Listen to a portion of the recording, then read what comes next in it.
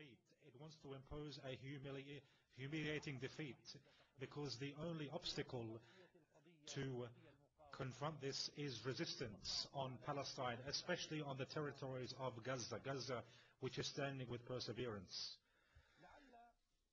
Maybe the Zionists, because of the difference in conditions between the resistance in Lebanon, because there was deep support, and the resistance in Gaza, because there is no deep support.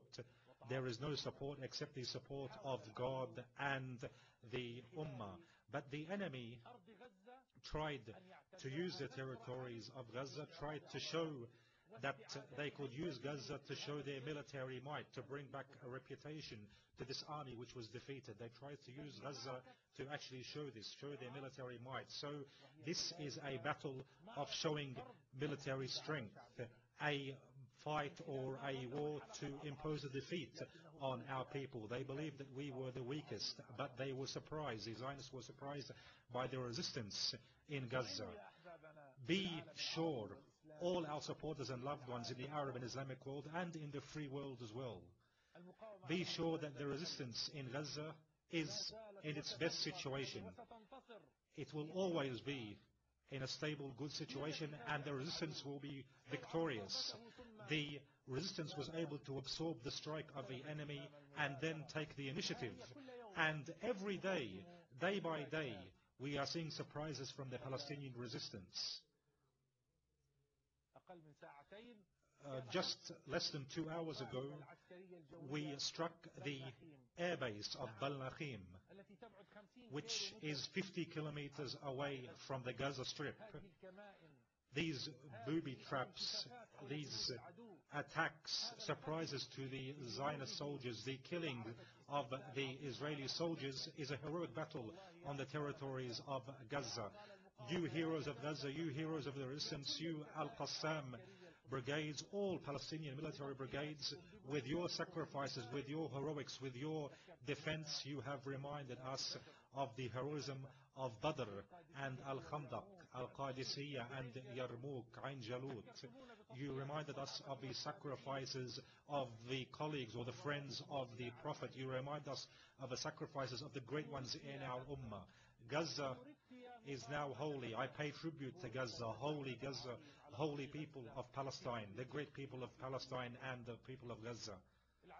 The enemy has put himself or has assigned aims to achieve, has specified aims to achieve. These aims are now lessening with the passing of time. The enemy wanted to destroy Gaza. The enemy wanted to end Hamas's control of Gaza, as they said. The enemy wanted to end the resistance in Gaza.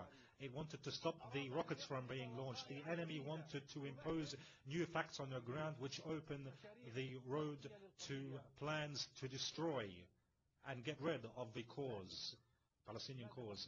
But what are the aims? What aims of the Israelis are left today? The Israelis made plans to achieve aims. First of all, they began with air raids, then with a ground invasion, then they started to speak about the stage 3. But we don't know, has the Israelis begun with stage 3 or not, because they are maneuvering. Today they are focusing on the northern part of Gaza. They are trying to surround Gaza from the north and expanding also their deployment. They are trying to prevent the rockets from being launched to the targets, Israeli targets. For this reason, they are demolishing their houses on the heads of the inhabitants, of the people. They're trying to expand. They're entering some parts of Gaza from the north, but the heroic resistance is now stopping their progress, has prevented them from going in. There were surprises and booby traps by the resistance fighters against the enemy. In the south, on the Salah ad-Din Philadelphia road, the enemy is trying to create a new reality by preventing any smuggling or any weapons from reaching the resistance. They're trying to impose a new reality whereby they could use these new facts in order to negotiate in what better suits their interests in the Security Council, for example. They're trying to give a message to the Israeli population that we are victorious. We have imposed a new reality in an aim to cover up their defeat during 15 days. But the enemy has not achieved anything. Very, very simply, very frankly, Let's make calculations. What has the enemy achieved? I can say with all confidence, according to the facts on the battlefield, from a military perspective, the enemy has failed completely. The enemy has failed completely and not achieved anything militarily. Has the enemy stopped the rockets from being launched? Now they're speaking about how to stop the rockets from being launched. They're speaking about imposing new facts on southern Gaza so that they can guarantee their security, as they allege. They don't want any resistance in Gaza, but they have not achieved any of these aims. So what has the enemy succeeded in achieving? They have succeeded, the enemy has succeeded in one thing, and to cover up for their losses, the Israelis do not recognize or do not confess to these casualties in life, do not confess to the losses amongst the Israeli soldiers. They prevent the media from entering into Gaza. The enemy is trying to cover up these losses by speaking about friendly fire and by speaking about Israelis being killed in road accidents, 13 people, for example, being killed in road accidents. But the truth will come, and the Zionists will discover how many people they have lost and the magnitude of their failure on Gaza.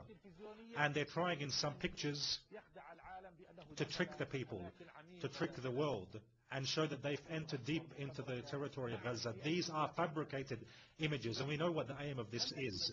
So what has the enemy succeeded in achieving? The enemy has succeeded in committing murders against the women and children of Gaza. The enemy has committed many massacres. The enemy grouped people together in houses and then destroyed these houses and killed people, group by group. They kidnapped people and then destroyed these people and executed these people in cold blood. The enemy has succeeded in bringing about a new Holocaust on Gaza. So this is a chance for me to speak to the Zionists. Let me speak to the Israelis. I tell you, what have you achieved in this war, which you supported? You supported your leaders and your government in going ahead with this war. But what have you achieved besides killing innocent children, breaking skulls, creating an ocean of blood in Gaza? What else have you achieved besides this? What have you achieved except a Holocaust which your leaders want to use to win the next elections in February? The Palestinian blood is now a means for or to score political points in the next elections. This is what your entity is based upon. You complain of the Holocaust which was committed against you, but you today are now committing an even more harsh Holocaust. This is the real Holocaust, the one which we are witnessing today in Gaza. The Arab and Islamic Ummah can make a museum about this Holocaust which you are committing now in Gaza. But I will be very frank with you. You have achieved aims which you did not mean to achieve. And I'll explain it in the following way. First of all, you have lost from the humanitarian perspective, from the moral perspective. You uncovered your ugly face and you lost the popular opinion in the international community. Second of all, you created a resistance in every house, in every place. Your aim was to destroy the resistance, but actually what you did was to create more resistance everywhere. And second of all, you missed your last chance, your last breath for a settlement, to hold negotiations. Nobody will believe you now.